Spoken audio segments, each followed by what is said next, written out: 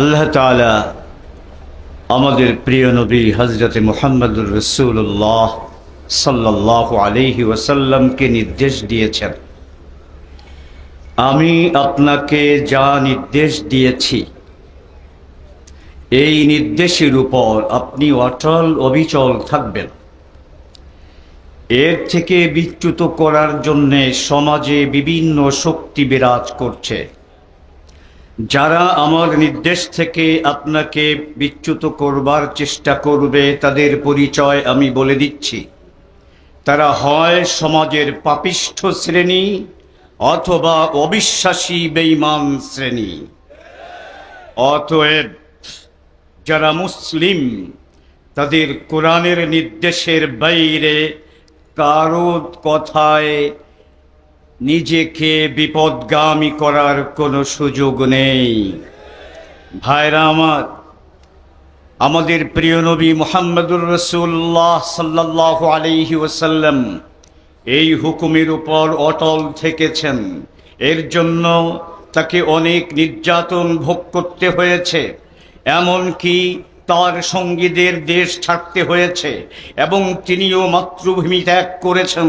কিন্তু আল্লাহর এই নির্দেশের বিপরীত কোনো কিছু কখনো মেনে নেননি। এরপর আল্লাহ পাক বিজয় দান করেছেন, গোটা আরবের বিজয়, অর্ধ জাহানের বিজয়। এই বিজয় ধারা চলে আসছিল দীর্ঘ 1200 বছর। কিন্তু আমাদের ভাগ্যের নির্মম পরিহাস, অটোমান সাম্রাজ্যের পতনের পর যেখানে আমরা 3 মহাদেশ পরিচালনা করতাম, শাসন করতাম, আজকে বাংলাদেশের যুবকরা তাদের রুটি আর রুজির জন্য ইটালি যায়, ইউরোপে যায়, লন্ডন যায়, আমেরিকা যায়। আজ থেকে 300 বছর আগে ইউরোপের, লন্ডনের, ব্রিটেনের, বেলজিয়ামের, ফ্রান্সের ওই দেশের লোকেরা পেটের ধান্দায় এই ভারত উপমহাদেশে এসেছিল।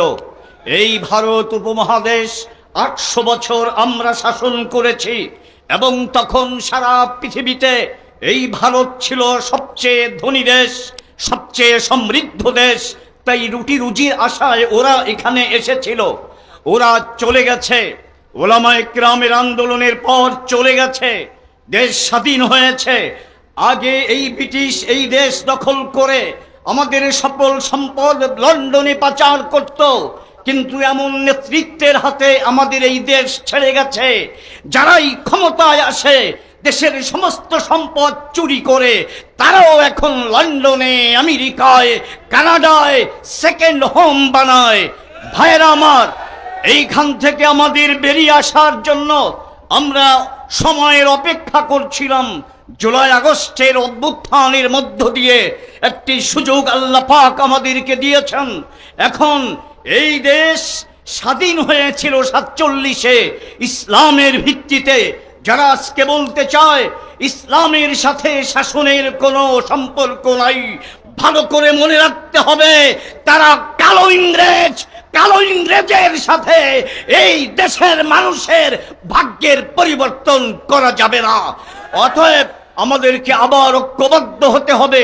আমি দেখতে পাচ্ছি এই মঞ্চে আমাদের এই দেশে যারা ইসলাম প্রতিষ্ঠার জন্য কাজ করেন, পীর সাহেব চরমনায় উপস্থিত রয়েছেন। তিনি মরহুম হযরত পীর সাহেব চরমনায়ের যোগ্য প্রতিনিধি।